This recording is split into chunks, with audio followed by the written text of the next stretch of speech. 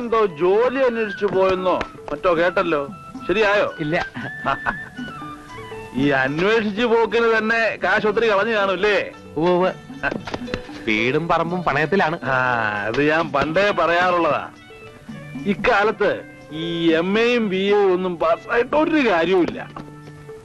ഞാനെന്താ നന്ദിനിക്കുട്ടി അധികം പഠിപ്പിക്കാതിരുന്നത്? ഉറപ്പായിട്ടും പാസ്സാവില്ല എന്ന് മനസ്സിലായോണ്ടാവും. അതുകൊണ്ടൊന്നുമല്ല, ഡിഗ്രിക്കൊന്നും ഒരു വിലയുമില്ല എന്ന് എനിക്ക് മനസ്സിലായി. നന്ദിനി 5-6 തവണ പ്രീ ഡിഗ്രി എഴുതിയെന്നാണ് എന്റെ ഓർമ്മ. അതവിടെ തള്ളയുടെ നിർബന്ധം കൊണ്ടാ. തന്നെയല്ല, എഴുതി കയ്യക്ഷരമെങ്കിലും നന്നായിക്കോട്ടെ എന്ന് ഞാനും വിചാരിച്ചു. ആട്ടെ, നിനക്ക് ഈ ഗവൺമെന്റ് ഉദ്യോഗം തന്നെ വേണമെന്ന് എന്താ ഇത്ര നിർബന്ധം? ചെറുപ്പക്കാരായ എന്ത് ജോലിയും ചെയ്യാൻ തയ്യാറാകണം.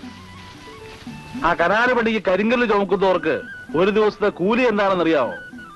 25 രൂപ. നല്ല ആരോഗ്യം ഉണ്ടല്ലോ. 25 രൂപ കിട്ടിയാൽ എന്താ മോശമാണോ?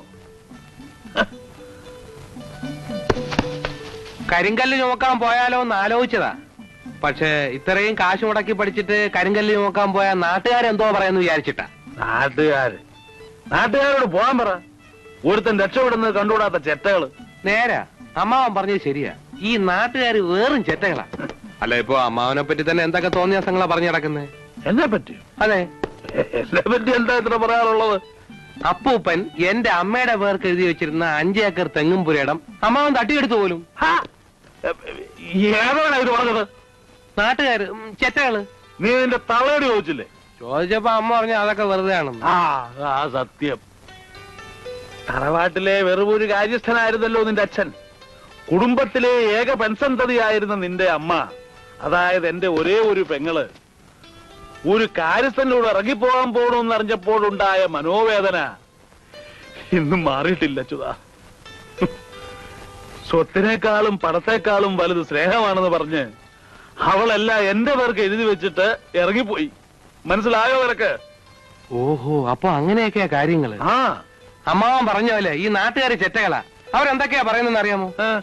സ്വത്തൊക്കെ അമ്മാവന്റെ പേർക്ക് എഴുതി വെക്കാതെ എന്റെ അമ്മയുടെ കല്യാണം നടത്താൻ അമ്മാവൻ സമ്മതിച്ചില്ല എന്ന്. നീ അത് വിശ്വസിക്കുന്നുണ്ടോ? ഹേയ്, അമ്മാവൻ അങ്ങനെ ചെയ്യില്ല എന്ന് എനിക്കറിയില്ലേ. എന്നാ പിന്നെ ഞാൻ നടക്കട്ടെ അമ്മാവൻ. അമ്മായിയും കൂടെ ഒന്ന് കാണണം. അമ്മായിയോട് കാപ്പിയോ ചായയോ എന്താ വെച്ചാ മേടിച്ചു കുടിച്ചോണ്ട് പോയാ മതി. ചായ തേങ്ങ കൊല ഞാൻ കാണിച്ചു തരാം. എന്താ അല്ല, ഇവിടെ ഓല പഠിച്ചെങ്കിന്ന് പറഞ്ഞതാ.